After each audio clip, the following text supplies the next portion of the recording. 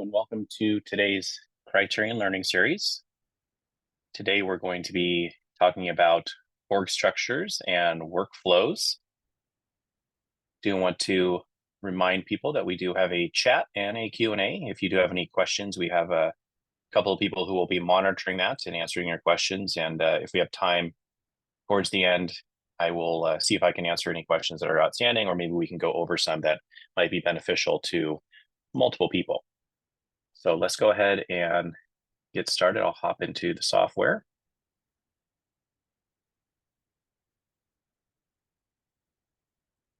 Okay. So here you can see I'm in self-service, and we're going to be talking, of course, about org structures and workflow. Now, some of this is done in self-service. I'll talk about this just briefly, then I'll go into the setup of these things.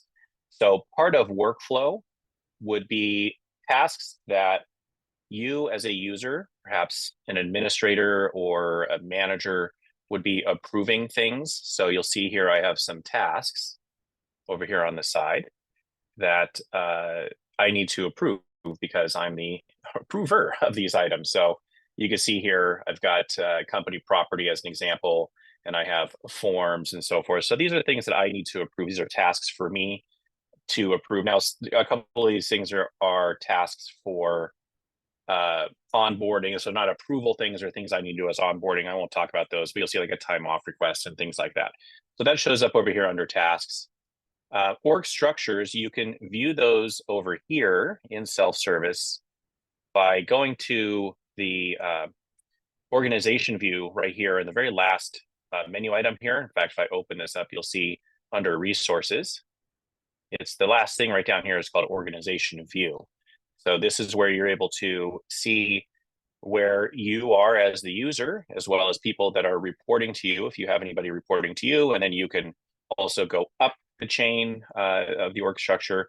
If you're reporting to somebody, you'll be able to go up to them.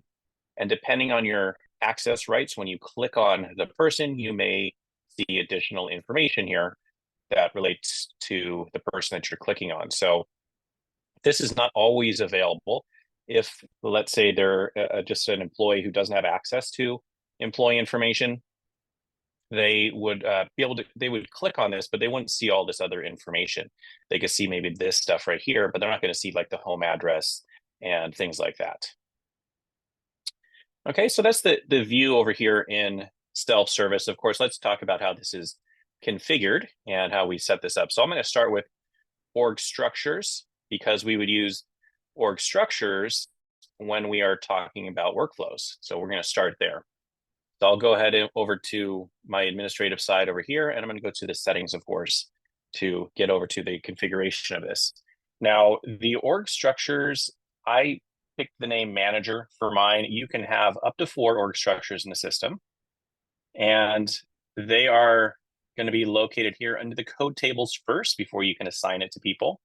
So you'll go to the user code table here, and it is conveniently named org structure. So you'll see right here. And I have one.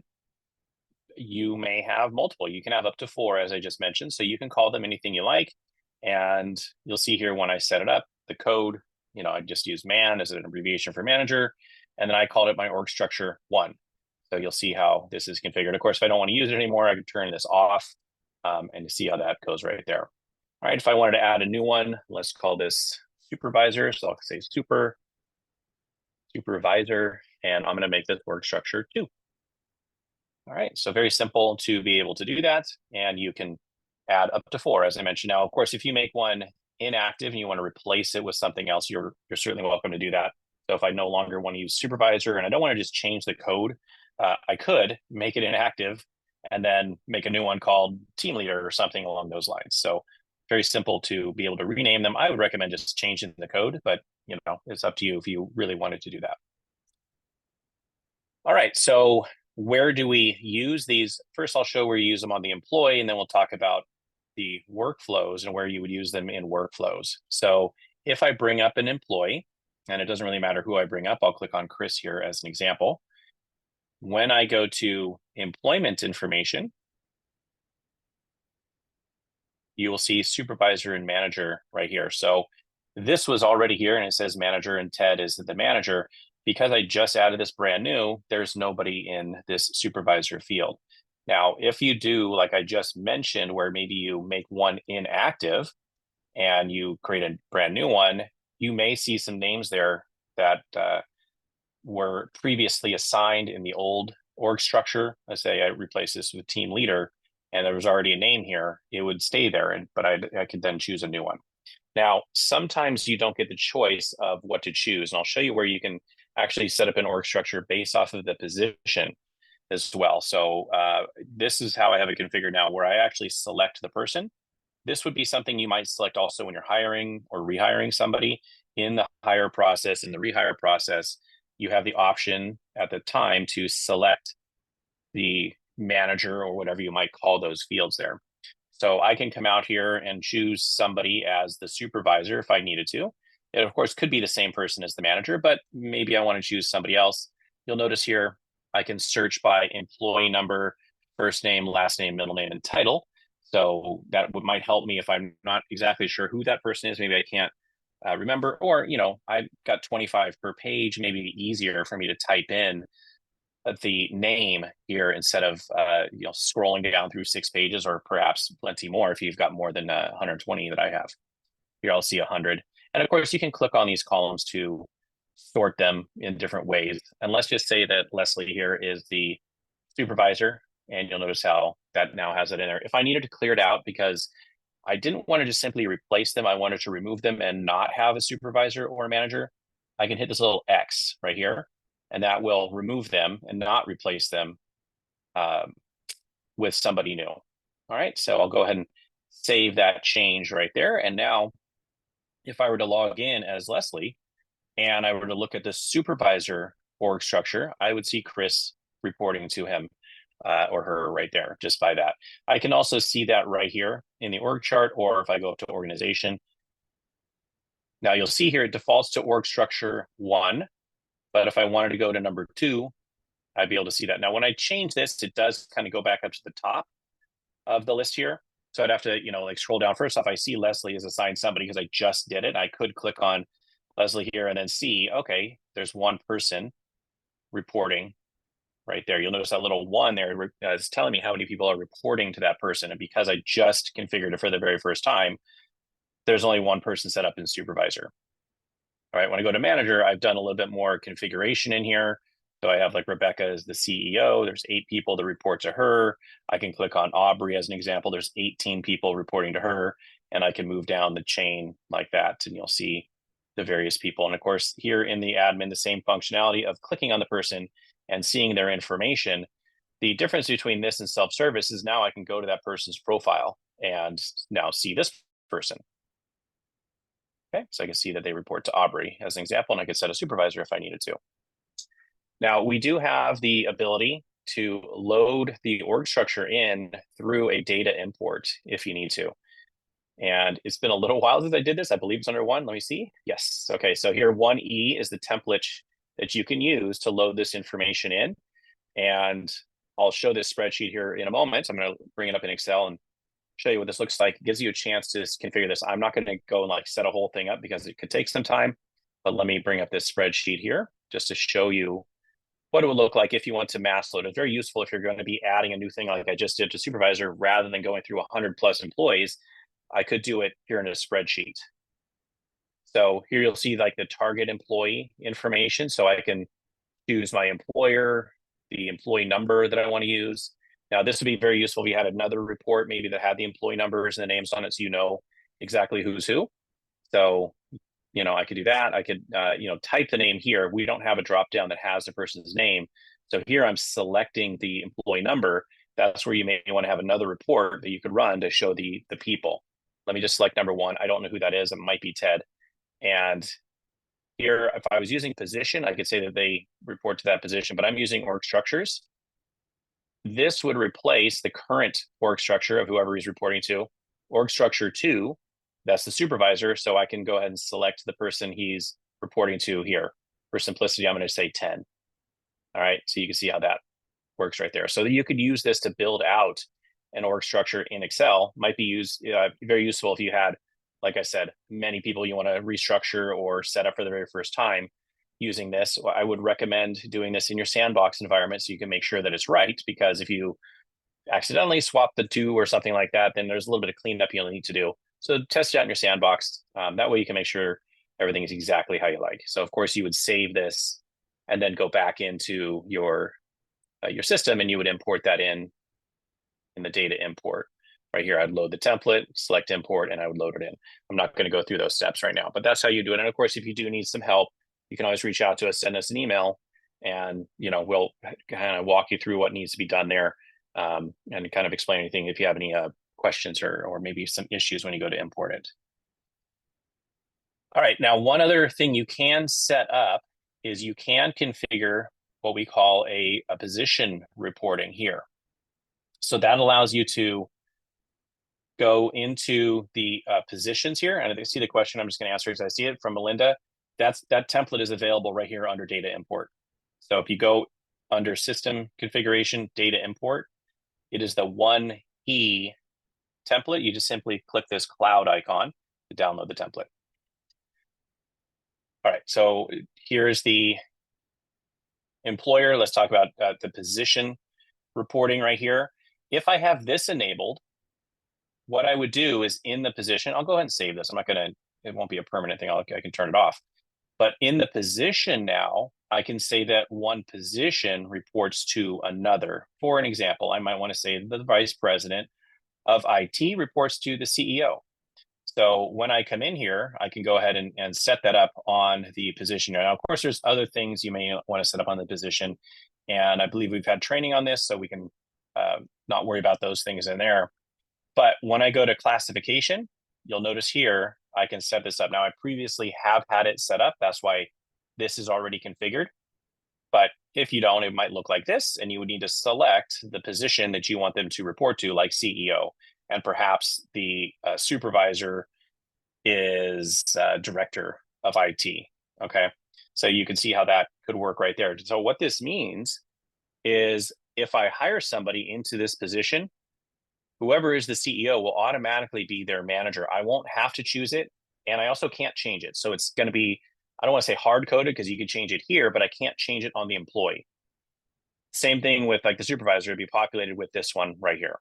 So this might be a way to set up your org structure if it is, somewhat generic like this, where one position is reporting to another. This kind of breaks down a little bit if you have a position that might have multiple supervisors. Let's say ticketing janitor. All right, let's say there's 30 janitors and half of them report to one manager and half report to another.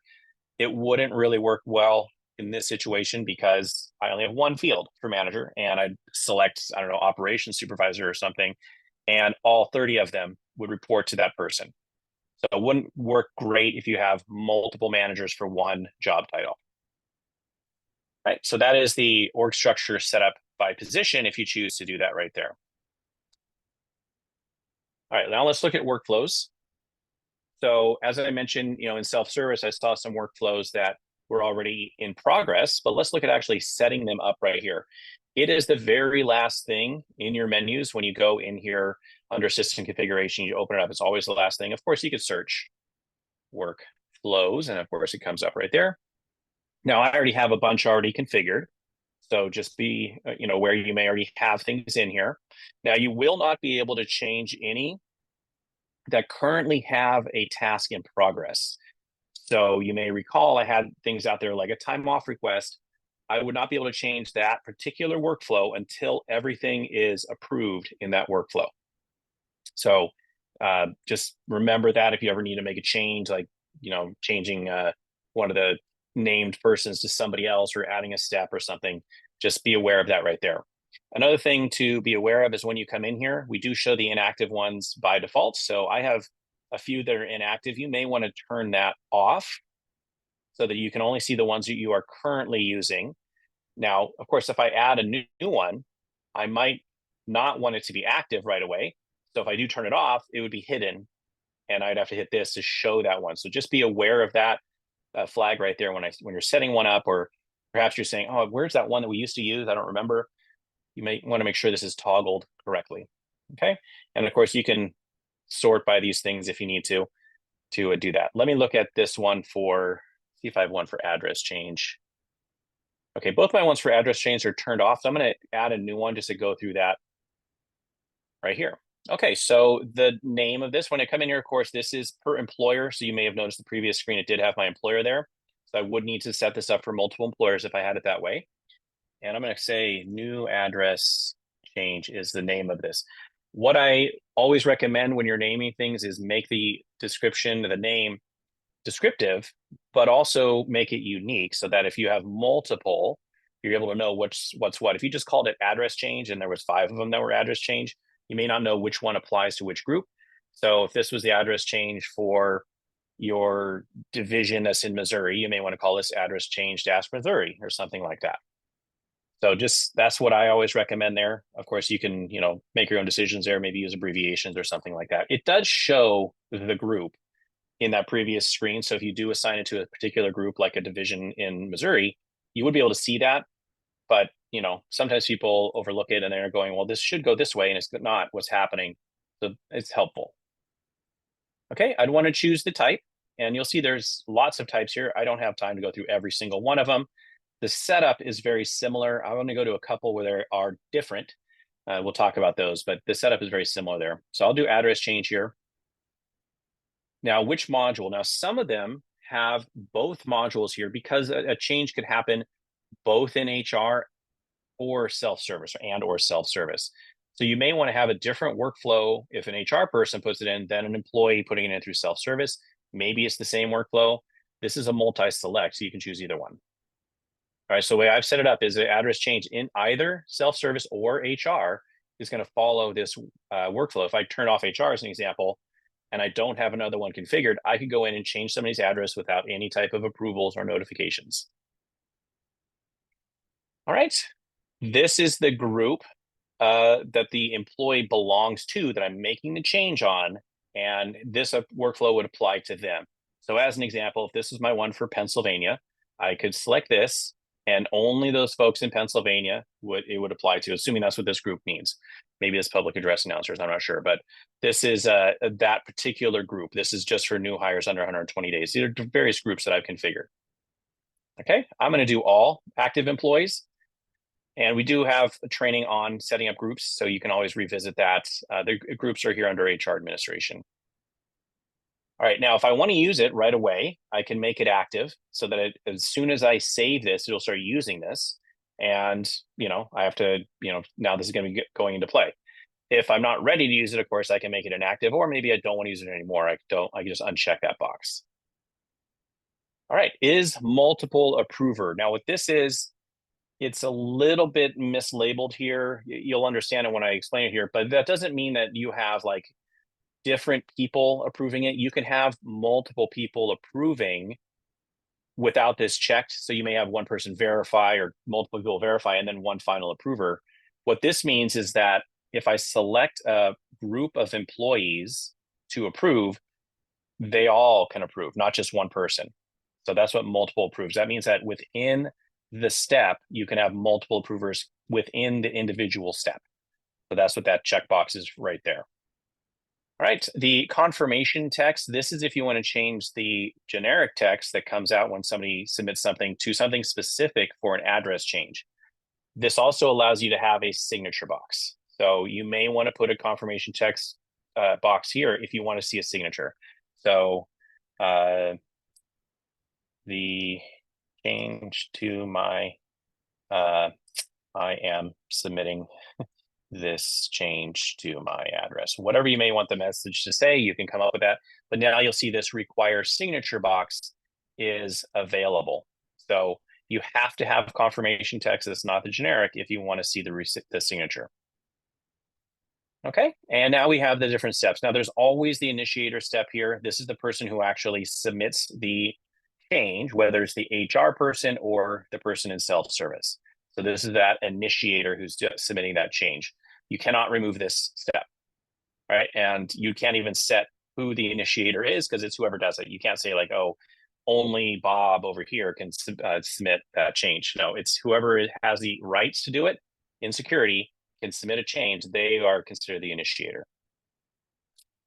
All right, and then I'll add the steps here. Now, the approval step is required. The other steps are not. So verification comes before approval. So this is how you could do multiple people approving, not within the same group, but different steps along the way. So you may want to say, oh, it needs to go to Chris before it goes to Ted. That's what a verification and then approval would allow you to do. It follows a specific order. The multi-approve, I might say approval, but then I might add Chris and Ted to the approval and they both would approve it. All right, so I'll add a verification. And here you'll see the performer. So employee is a named person or people. So I would select one or more people that I want to be approving this. So I might want to select Chris as an example. Right, so that's a named person. I can select multiple if I want to do that. So if I wanted to be Chris and Charlene, I could do that. So very simple to do that. I could add everybody. If I really wanted 127 people to approve that, I could. I don't know why, but I could. So I could have that. Now this is, again, if I didn't have multiple approved, it means one of those people has to approve it. If I did multiple people would be approving it within this group. All right, this is an employee group. So you would, of course, need to have some groups set up, but one of the people in whatever these groups are would be approving these. I don't know who's in these groups, so I'm not going to use that, but you can set up a group. Perhaps you call it HR, and it's all your HR people who are going to be doing the approvals. So any one of them can approve something.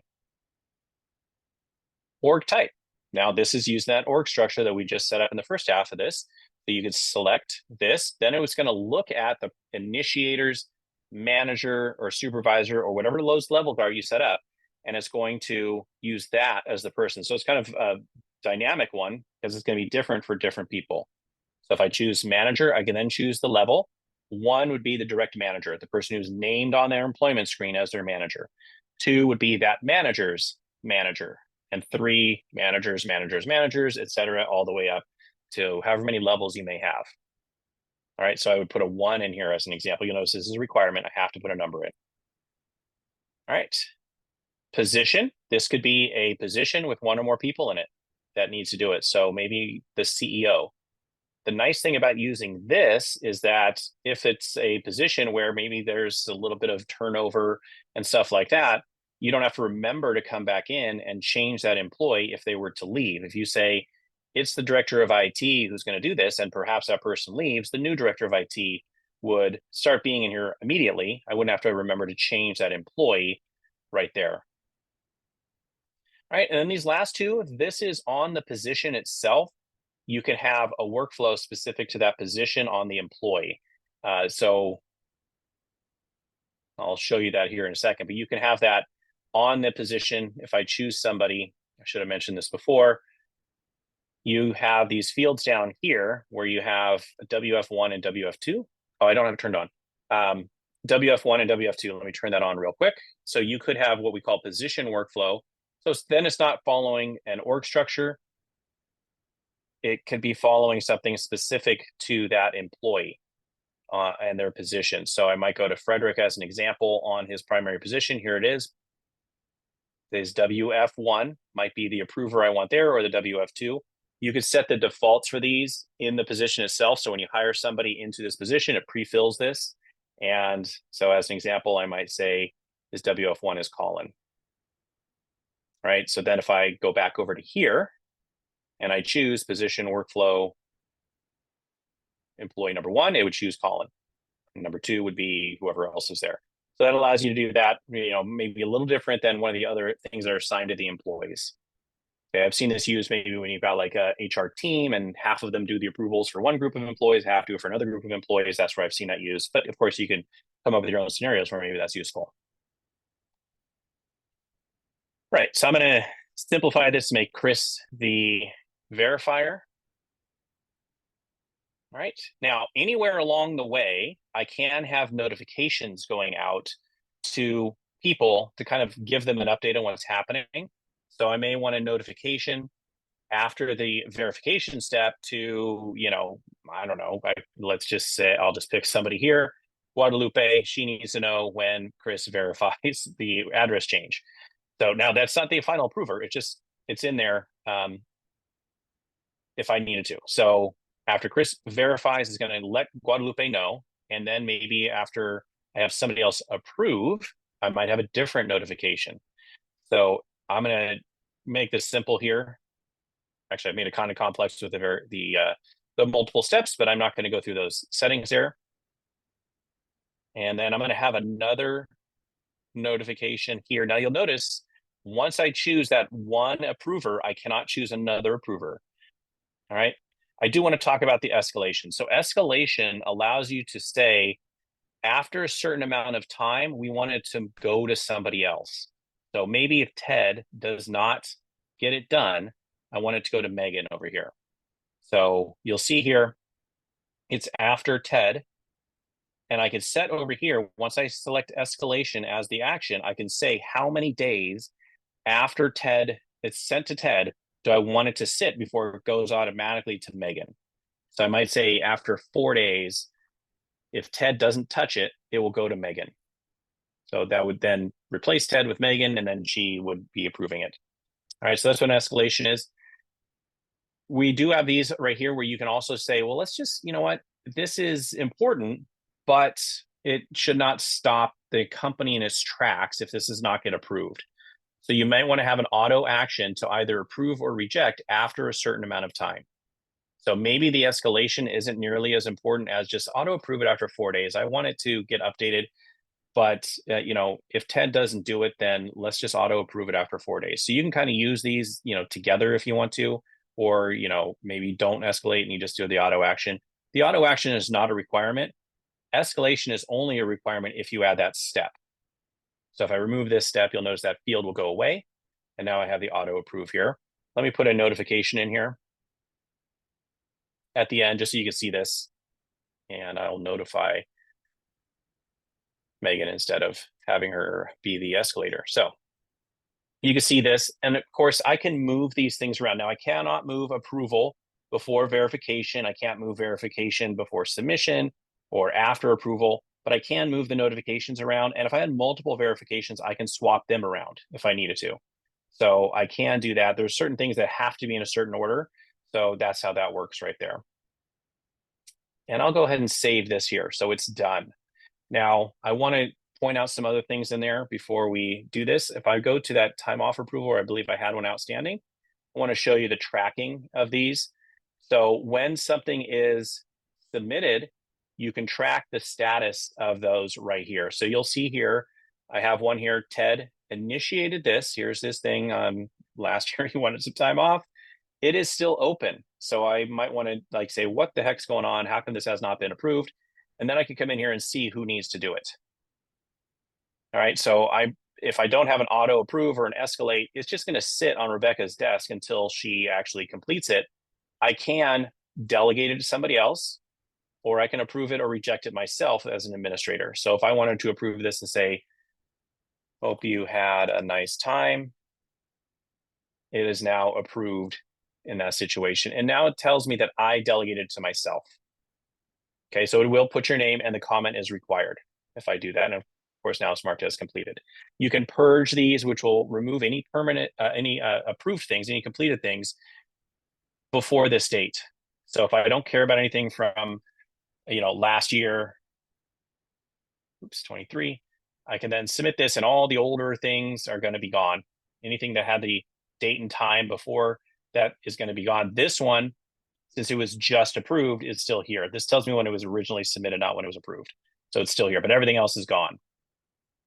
All right, finally, I do want to talk about delegation, just so you can see an employee can delegate somebody to cover their approvals while they're out. So here I could say, yes, I want to delegate to Chris in this time frame while I'm out. So maybe I take an annual vacation the same time every year. I could come in here and do this. What'll happen when I hit save, anything comes to me today is going to continue coming to me until the 28th. Once the 28th rolls around, any outstanding tasks and any new tasks that are going to go to Chris until the 1st. And then once the 1st passes and it's now the 2nd, they're going to come back to me and I can then do the approvals. All right, so that's for myself. You will see team delegation. That's if I am a supervisor or manager to somebody, I could say, hey, let me set this. Chris forgot to do this while he was gone, and I need to have these delegated to somebody else because he's gone for 3 weeks and he doesn't have a computer. He's on a great vacation where he doesn't have to deal with anybody. He can go ahead and select somebody else. Let's have Colin do this. And I'll just say starting today until the end of the month or something like that, and save that. So that'll automatically do that. Oh, you must already have a delegate right there. And then as an HR person, you can also set that up on an employee. So you can come down to miscellaneous and delegate for a specific employee if you need to. So you'll see enable delegation. I could select somebody and put a date range in there. All right, so that is that at a very high level there. There are a couple of these where there are extra steps. Let me just point them out here. I'm not going to go through all the setup. When you're doing an offer letter, you will have a option for a performer called the candidate, because they're the one who accepts the offer. They are going to be the approver. So the approver must be the candidate. Anybody internally who's going to review an offer letter is a verifier. The candidate is going to be the approver. So that'll be a new option that's available there. And the offer letter requires a notification, because once they approve or reject it, you need to let somebody know about it. Otherwise, you might sit out there for a while. You might not know. So you have to have a notifier there. And then on timesheets, you also have an option in here for project org type. So project org type is an org structure on projects.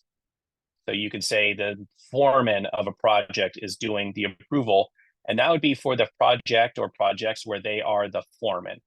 So the setup of an org structure for a project is the same in the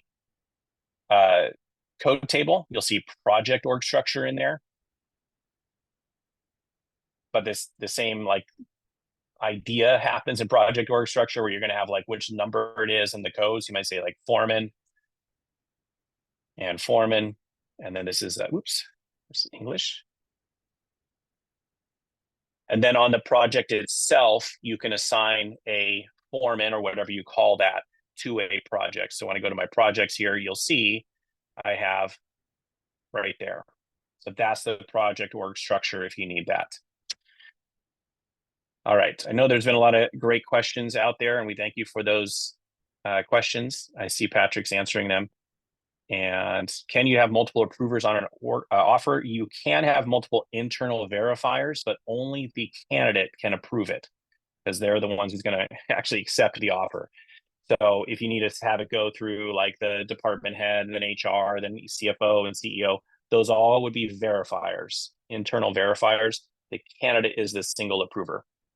So hopefully that answers your question, Melinda. Thank you. Okay, so let's go ahead and look at our future schedule out here. I do want to remind you, of course, those great questions. We appreciate those questions, and hopefully you got the answers you needed to get on those. Here's our future upcoming schedule out here. So in a couple of weeks, we are going to be talking about the data grid and how to create those. So that's going to be on the 29th. We then have the first one in September, actually the only one in September, is for time off plans. It's been a couple of years since we've talked about time off plans and data grids and even forms. So we're going to cover those next, time off plans in September. We're going to take a small break because we are going to the HR Tech Conference, and we encourage you to also attend so you can come and meet us and stuff like that.